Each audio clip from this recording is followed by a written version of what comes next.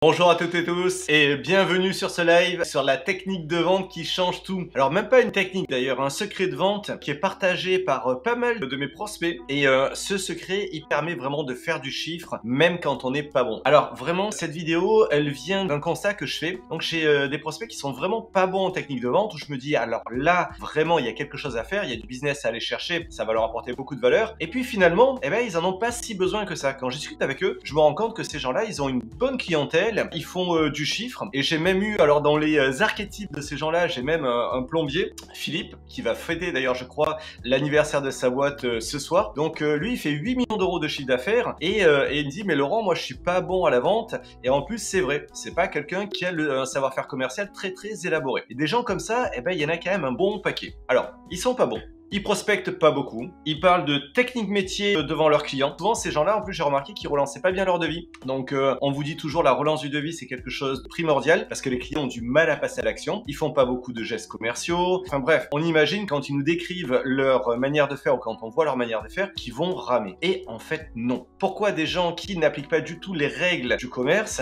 arrivent à développer un bon niveau de business? Et en fait je pense avoir trouvé la clé. Alors il y a déjà un premier point, là il est assez classique, mais ils sont excellents dans leur boulot. Mais bon, ça, c'est un basique. Parce que même si vous êtes bon commercial, si votre boulot, si le boulot que vous faites derrière ou que vos équipes font derrière est pourri, ça ne marchera pas. Parce que le bouche à oreille, il va être négatif. Et on connaît toujours le principe de un client content le dit à 2-3 personnes maximum s'il est de bonne humeur. Un client mécontent, il le dit à Google, qui le dit à tout le monde. Et voilà. Le vrai secret de ces gens-là, c'est qu'ils donnent toujours un léger avantage aux enjeux de leurs clients. Et ça, c'est magique. Et attention, c'est pas des gens qui se laissent marcher sur les pieds, ils n'ont pas des courbettes devant les clients. Au contraire, ce sont des gens qui ont une clairvoyance de voir ce qui est vraiment important pour le client et qui savent que c'est le client qui fait tourner leur boîte. Donc c'est des gens qui ont vraiment une perception des enjeux, des priorités, de l'important pour le client, des fois plus fine que ce que le client en a lui-même. Et ces non-commerciaux là, ils ont juste une, un petit laïus. Sans client, pas de CA. Sans CA, pas de marge. Sans marge, pas de collaborateur, pas de local, pas d'équipe, pas de matériel. Rien. Et à partir de là, ils savent se mettre en 4 pour leurs clients. Mais là, souvent, quand je dis ça, on me dit « Bah ouais, mais si on cède tout aux clients, on se fait piétiner. » Et c'est vrai. Si on cède tout aux caprices des clients, ça peut très mal se passer. On peut se faire, entre guillemets, piétiner. En fait, le vrai secret des non-commerciaux qui vendent beaucoup, qui vendent avec de la valeur et qui fidélisent les clients, c'est d'arriver à détecter ce qu'est un enjeu. Et un enjeu, c'est quoi? Un enjeu, c'est pas répondre aux caprices d'un client. C'est pas répondre à ses lubies. Non. Un enjeu, c'est vraiment aider un client à atteindre un objectif très important pour lui ou à éviter des inconvénients qui vont lui apporter beaucoup de tort. Alors, excusez-moi, je vais reformuler un petit peu. C'est des gens qui vont arriver à détecter, à faire la part des choses entre les demandes ridicules, les demandes qui n'ont pas vraiment de sens, qui vont pas apporter de la valeur au client ou qui vont apporter trop peu de valeur ou de manière trop indirecte. Et là, ils savent recadrer les clients. Moi, j'ai déjà entendu ce genre de personnes dire à un client « Non, mais là, ce que tu me demandes, c'est de la merde. » Mais comme ça, cache, ce que tu me demandes, c'est de la merde et je vais pas le faire, clairement. C'est même pas je demande plus cher, je vais pas le faire. Par contre, ils arrivent à expliquer à leurs clients que, ok, ce qu'ils demandent, ça va servir à rien, ou ça va servir à très peu,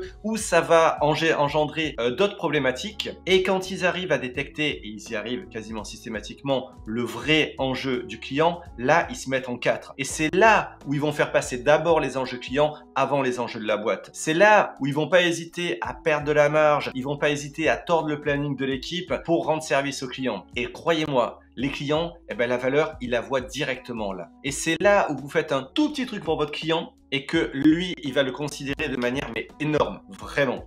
Et le secret de la vente, c'est ça, c'est de donner toujours un léger avantage à l'enjeu de votre client. Et pour ça, il faut arriver à détecter les enjeux. Le principe de donner l'avantage, c'est quoi? C'est un léger avantage. Parce que le but, c'est pas de tout faire gratuit pour que les gens réussissent. Non, ça, c'est pas possible. Là, vous plantez la boîte et après, vous n'aiderez plus personne. Le but, en fait, c'est que le client sente bien que d'habitude, vous avez une relation d'égal à égal et que quand vraiment c'est important, c'est à lui que vous donnez la priorité. C'est pour lui que vous pliez en 4 et pour lui et pour ses enjeux de haut niveau. Donc là, finalement, qu'est-ce qui fait la différence entre les gens qui arrivent à détecter les enjeux et les gens qui ne font pas vraiment la différence entre les enjeux?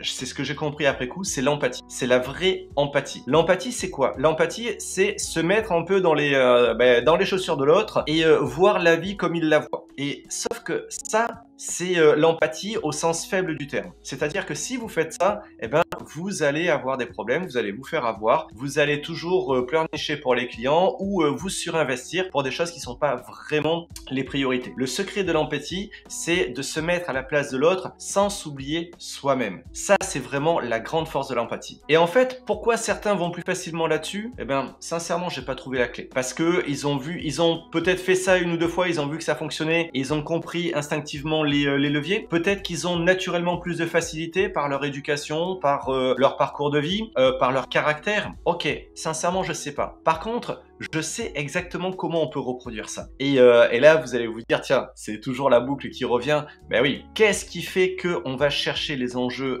de notre interlocuteur et qu'est-ce qui fait qu'on va le faire passer à l'action? Eh ben, c'est les techniques de vente. En fait, pourquoi ces gens-là n'ont pas besoin de techniques de vente? Parce qu'ils ont compris le cœur des techniques de vente et qu'ils arrivent instinctivement à mettre en place. Le premier, c'est d'aller chercher les enjeux de l'autre et le deuxième, eh ben, c'est de les faire passer à l'action. Et aujourd'hui, vous voyez, ce secret de vente, il s'adresse à quelques-uns qui vont construire là-dessus et vont prendre le temps de construire. Les gens qui vendent comme ça ne sont pas pressés. Si vous voulez avancer plus vite, si vous voulez faire plus de ventes, avoir de meilleurs clients, mieux satisfaire vos clients en agissant sur ce qui est important pour eux et en évacuant tous les trucs superflus qu'ils vous demandent parce qu'à un moment ils ont une lubie, eh ben le secret c'est la technique de vente, le ciblage, les entretiens, la qualité des entretiens, la mesure de la motivation dans l'entretien. Et pour ça, je vous invite à aller voir toutes les vidéos que j'ai fait sur les techniques de vente et les techniques d'entretien et là vous verrez que vous avez de vrais leviers.